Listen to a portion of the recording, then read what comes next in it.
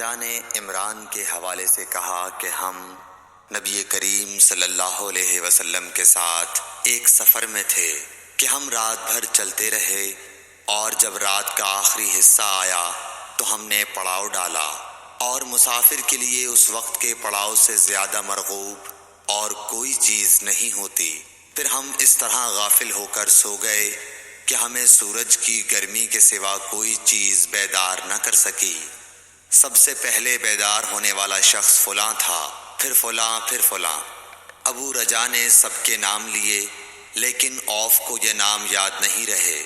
پھر چوتھے نمبر پر جاگنے والے حضرت عمر بن خطاب رضی اللہ تعالیٰ عنہ تھے، اور جب نبی کریم صلی اللہ علیہ وسلم آرام فرماتے تو ہم آپ کو جگاتے نہیں تھے، یہاں تک کہ آپ خود بخود بیدار ہوں، کیونکہ ہمیں کچھ معلوم نہیں ہوتا کہ آپ پر خواب میں کیا تازہ وحی آتی ہے۔ جب حضرت عمر جاگ گئے اور یہ آمدہ آفت دیکھی، اور وہ ایک نڈر دل والے آدمی تھے، بس زور زور سے تکبیر کہنے لگے۔ اسی طرح بآواز بلند آپ اس وقت تک تکبیر کہتے رہے جب تک کہ نبی کریم صلی اللہ علیہ وسلم ان کی آواز سے بیدار نہ ہو گئے۔ تو لوگوں نے پیش آمدہ آفت مصیبت کے متعلق آپ صلی اللہ علیہ وسلم سے شکایت کی۔ اس پر آپ نے فرمایا کہ کوئی حرج نہیں، سفر شروع کرو۔ پھر آپ تھوڑی دور چلے، اس کے بعد آپ ٹھہر گئے اور وضو کا پانی طلب فرمایا، اور وضو کیا اور اذان کہی گئی۔ پھر آپ نے لوگوں کے ساتھ نماز پڑھی۔ جب آپ نماز پڑھانے سے فارغ ہوئے تو ایک شخص پر آپ کی نظر پڑی جو الگ کنارے پر کھڑا ہوا تھا، اور اس نے لوگوں کے ساتھ نماز نہیں پڑھی تھی۔ آپ نے اس سے فرمایا کہ اے فلاں، تمہیں لوگوں کے ساتھ نماز میں شریک ہونے سے کون سی چیز نے روکا؟ اس نے جواب دیا کہ مجھے غسل کی حاجت ہو گئی اور پانی موجود نہیں ہے۔ آپ نے فرمایا کہ پاک مٹی سے کام نکال لو، یہی تجھ کو کافی ہے۔ پھر نبی کریم صلی اللہ علیہ وسلم نے سفر شروع کیا تو لوگوں نے پیاس کی شکایت کی۔ آپ پھر ٹھہر گئے اور فلاں یعنی عمران بن حسین رضی اللہ تعالیٰ عنہ کو بلایا۔ ابو رجا نے ان کا نام لیا تھا، لیکن اوف کو یاد نہیں رہا، اور حضرت علی کو بھی طلب فرمایا۔ ان دونوں سے آپ نے فرمایا کہ جاؤ پانی تلاش کرو۔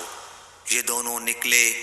راستے میں ایک عورت ملی جو پانی کی 2 پکھالیں اپنے اونٹ پر لٹکائے ہوئے بیچ میں سوار ہو کر جا رہی تھی۔ انہوں نے اس سے پوچھا کہ پانی کہاں ملتا ہے؟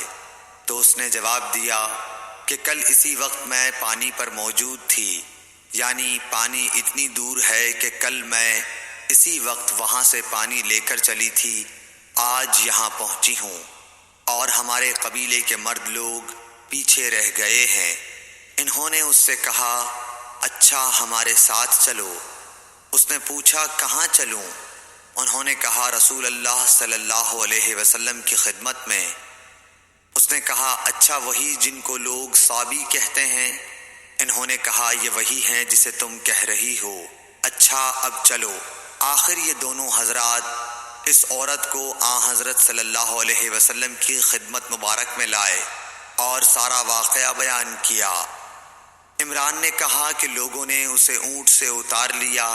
پھر نبی کریم صلی اللہ علیہ وسلم نے ایک برتن طلب فرمایا اور دونوں پکھالوں یا مشکیزوں کے منہ اس برتن میں کھول دیے، پھر ان کا اوپر کا منہ بند کر دیا، اس کے بعد نیچے کا منہ کھول دیا، اور تمام لشکریوں میں منادی کر دی گئی کہ خود بھی سیر ہو کر پانی پئیں اور اپنے تمام جانوروں وغیرہ کو بھی پلا لیں۔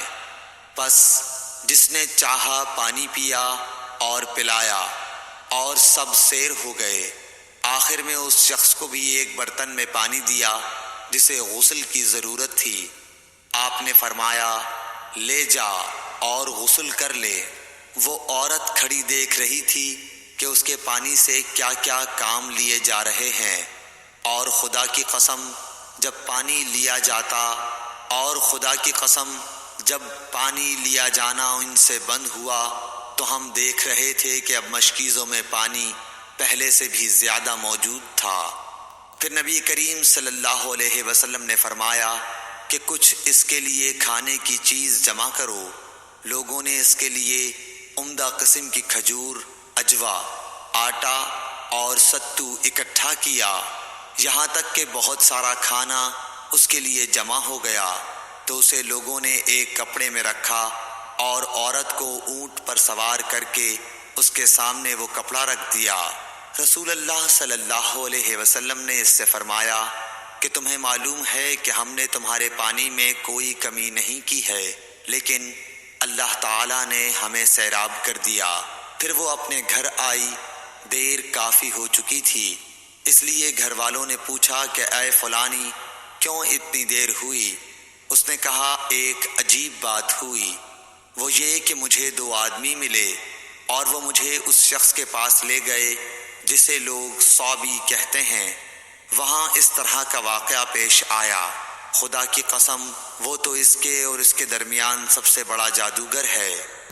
اور اس نے بیچ کی انگلی اور شہادت کی انگلی آسمان کی طرف اٹھا کر اشارہ کیا۔ اس کی مراد آسمان اور زمین سے تھی، یا پھر وہ واقعی اللہ کا رسول ہے۔ اس کے بعد مسلمان اس قبیلے کے دور و نزدیک کے مشرکین پر حملے کیا کرتے تھے، لیکن اس گھرانے کو جس سے اس عورت کا تعلق تھا کوئی نقصان نہیں پہنچاتے تھے۔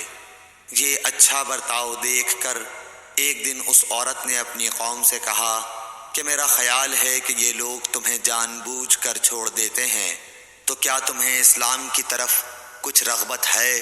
قوم نے عورت کی بات مان لی اور اسلام لے آئی۔ حضرت ابو عبداللہ امام بخاری رحمۃ اللہ علیہ نے فرمایا کہ سبا کے معنی ہیں اپنا دین چھوڑ کر دوسرے کے دین میں چلا گیا، اور ابو العالیہ نے کہا ہے کہ صائبین اہل کتاب کا ایک فرقہ ہے جو زبور پڑھتے ہیں، اور سورہ یوسف میں جو عصب کا لفظ ہے وہاں بھی اس کے معنی عمل کے ہیں۔